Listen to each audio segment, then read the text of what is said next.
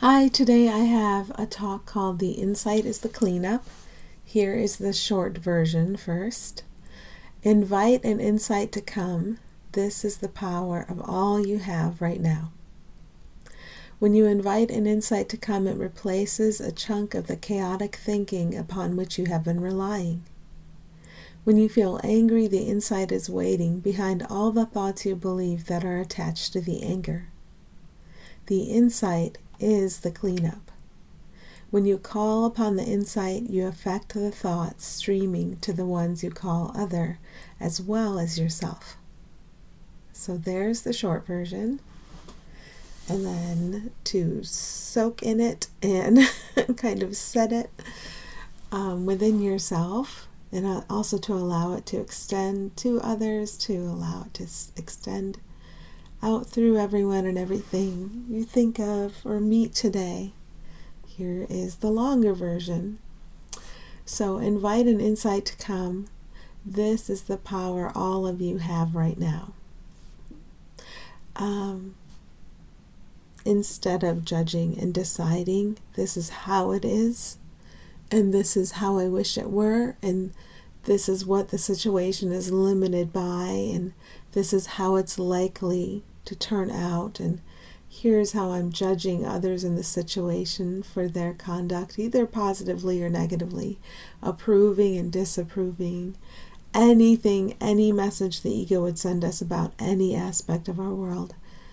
We can invite an insight to come. We're not so likely to do this when we're approving. We don't see that disguise as readily. We get that intense feeling of satisfaction and we're fooled by it. That's okay. If we just stop when we feel the negative, that's enough. Because in my experience, I start seeing, oh my goodness, the positive is an anxiety. There's an anxiety there too.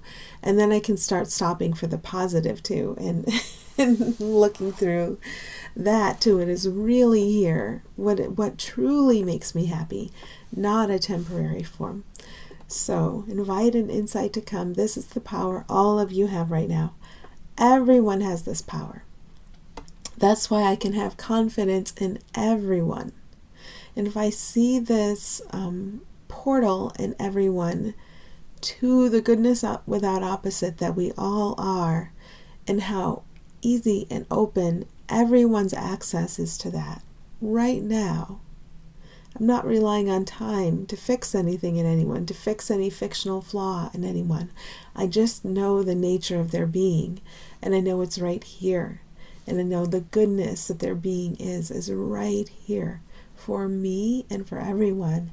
And if it's true of them, it's true of me. And I can allow this goodness to extend. That's what I can keep my attention on. When you invite an insight to come, it replaces a chunk of the chaotic thinking upon which you have been relying. So let's say I hit a moment of tension, and so I turn to insight. Something come into my mind and take over from what I allowed here before. Help me see everything straight. Help me see everything as it truly is. Come into my mind. Then let's say a chunk for now, we'll just say a chunk of just totally wrong thinking upon which we've been relying gets replaced. And if we keep our focus where it can be on the goodness without opposite that all are, that everything is behind the forms, as we keep our focus there, more and more chunks get replaced. It's like letting light into the mind. Finally, we've been fighting it off. No one's been fighting that light off except for me. Everything outside of me that looks fearful is my own projection. So it's like finally realizing that you are the one who has been mentally ill, and everyone and everything you see, the forms they seem to take, are up to you. And it's truly up to you to allow the light into your mind. And as you allow the light into your mind, of course it's going to be allowed into the mind of what you call everyone else. So Okay, there we are with that. We want to replace the chaotic thinking. We've been relying upon the chaotic thinking, and we know how that feels, and it just keeps creating a world of opposite and strife, and we might be done with that now. So when you feel angry, the insight is waiting behind all the thoughts you believe that are attached to the anger. So the insight is waiting. It's always here for us. And it's the true remedy.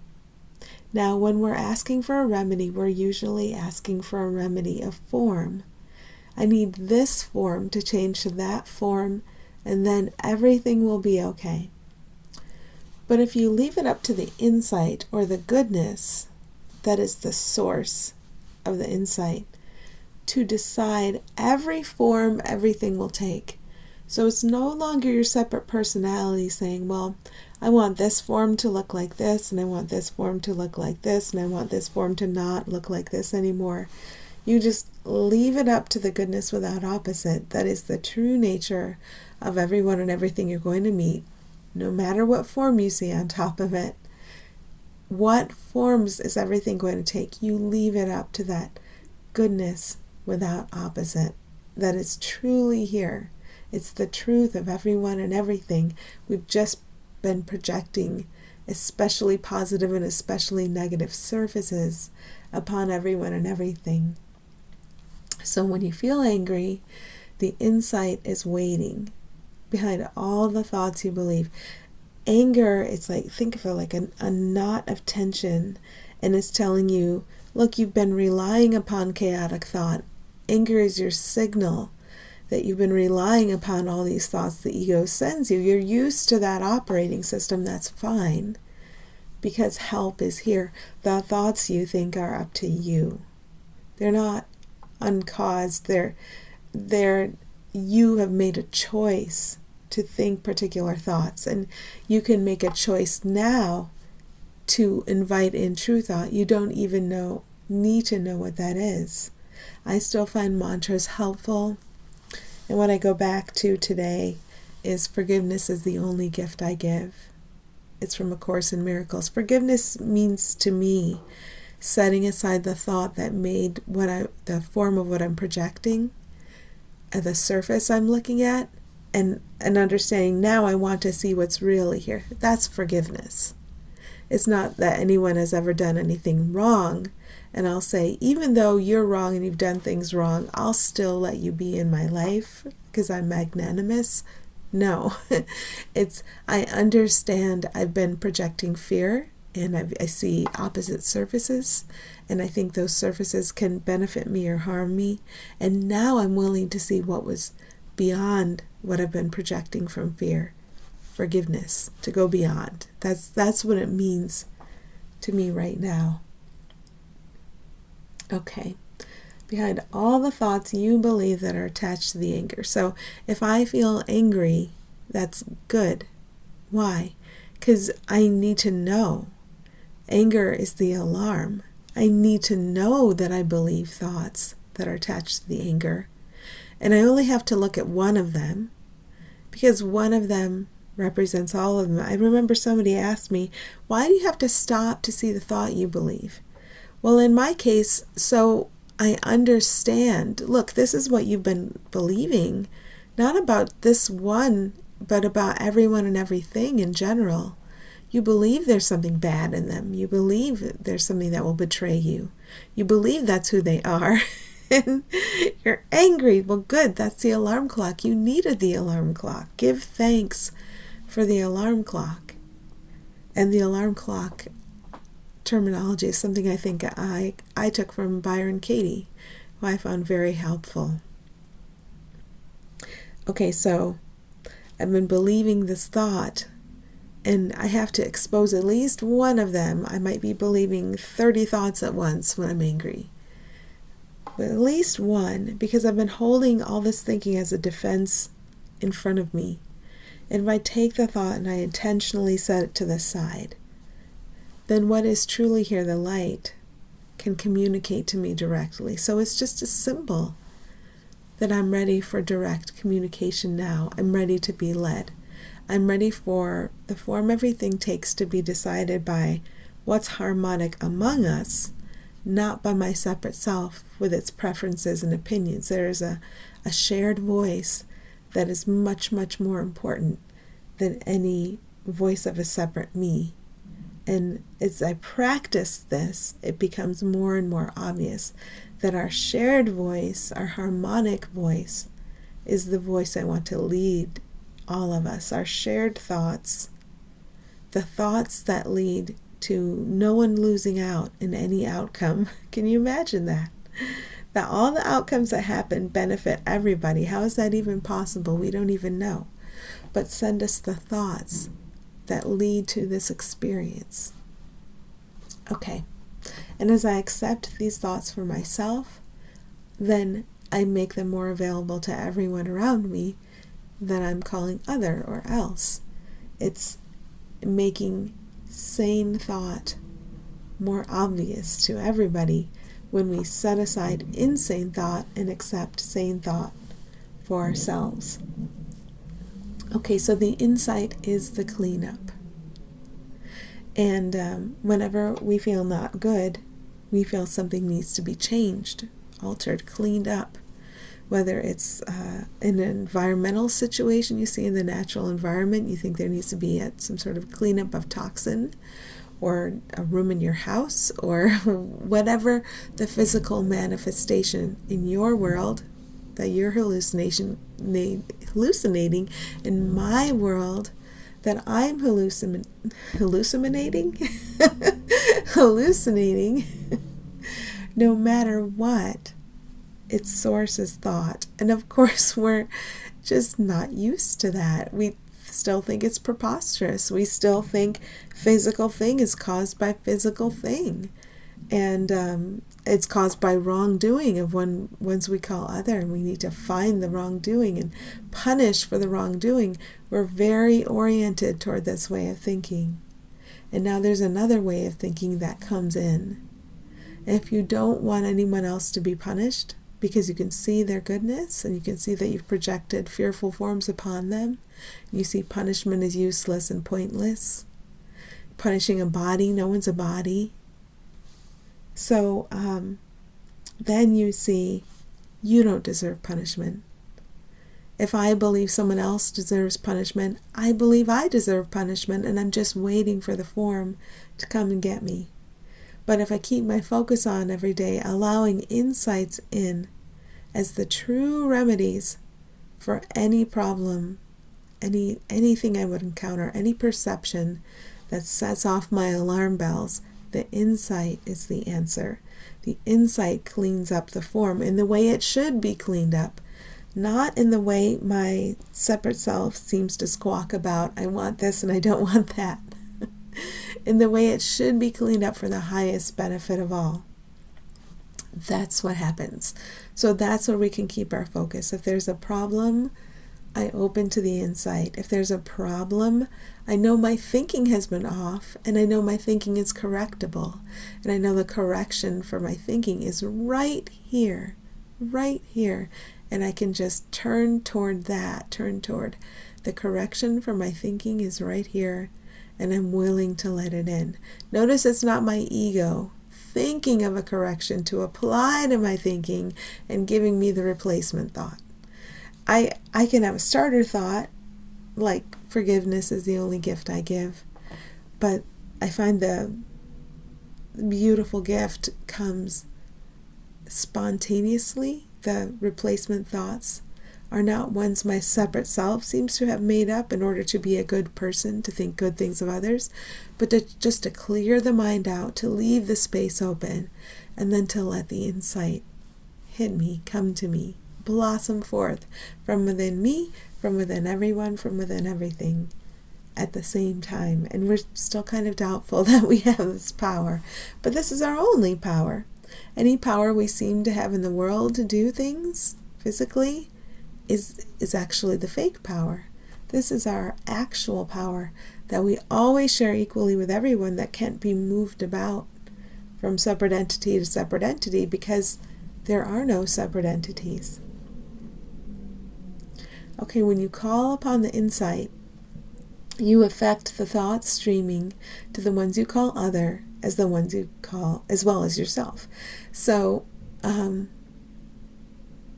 use I language.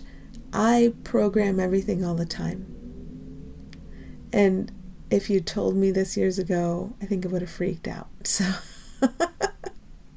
it came upon me gradually, and I have to have faith that whoever's hearing this will either just block it out until it's time to understand it, or you're ready to hear it. You program everything all the time. If this is just digital, right? It seems so real. Knocking on the table. It seems so real.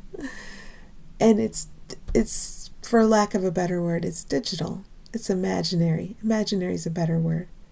It's hard for us to believe that. It seems very real, very capable of hurting us and others, doesn't it? This world we made. When you call upon the insight, you affect the thoughts streaming to the ones you call other as well as yourself. So this is a good way for us to look at it right now. From here, we program everything. And everyone has a say in what everyone receives. When I'm focusing on thoughts from ego, the ones connected to me, which means everyone, in any time, at any place, having any experience, that's who's connected to you. They are more likely to receive and believe thoughts from ego rather than their sane thoughts. And when I accept sane thought into my mind, I make sane thought more readily available and more obvious and more likely to strike in a flash of insight, a good strike. Ones I call other. Now, when I have decided someone's a villain, I exclude them from that. So it's super important to see I project fearful surfaces upon things and beings I call other. And I don't have to, that's optional. If this fearful surface seems to have a long history, the ego will tell you this is madness, but it's just in my mind, right? I don't have to force my actions to reflect some ideal that I'm not in alignment with yet. My actions are just going to match whatever thoughts I still believe, and many of those are still fearful. And I don't have to worry about trying to force my life into some facsimile of niceness or kindness or compassion or enlightenment, or that's what ego would have me do. The enactments I'm enacting just show what thoughts I believe right now. That's all. And I can go to work on the thoughts. So when you call upon the insight, you affect the thoughts streaming to the ones you call other as well as yourself. So when I call upon helpful, genuinely helpful thoughts for myself, I call upon those for everyone. And that's our greatest power. It's more powerful than any action we would do. Right now, we still put a lot of emphasis upon the actions we're doing, but a lot of those actions can come from fear and guilt. So taking the time to stop and just work on your mind is well worth it. Ego keeps us going and going, churning and churning. That's okay, because we are the ones. We're not bodies, we're beings. As beings, we're the ones who can just stop and look at what's in the mind. We're all powerful because we all share all power with each other. And we all love each other. Under the costumes, under the enactments. That's real love, not an acted out love. Who cares who's acting out what love? Who cares if your ego is calling anything love or fear? Who cares? You know who you are. You remember. You're starting to remember. You know who everybody is. You're starting to remember and to see these connections and to stop and refocus upon that during our busy days and just be like, oh my goodness, yes. I have been inventing this, and help is here in every moment, and I can turn toward that help to dissolve what isn't real and to make what is real among us all very, very obvious. So I hope that's helpful to you today, and happy healing of your mind. I'll be working on mine. which is yours.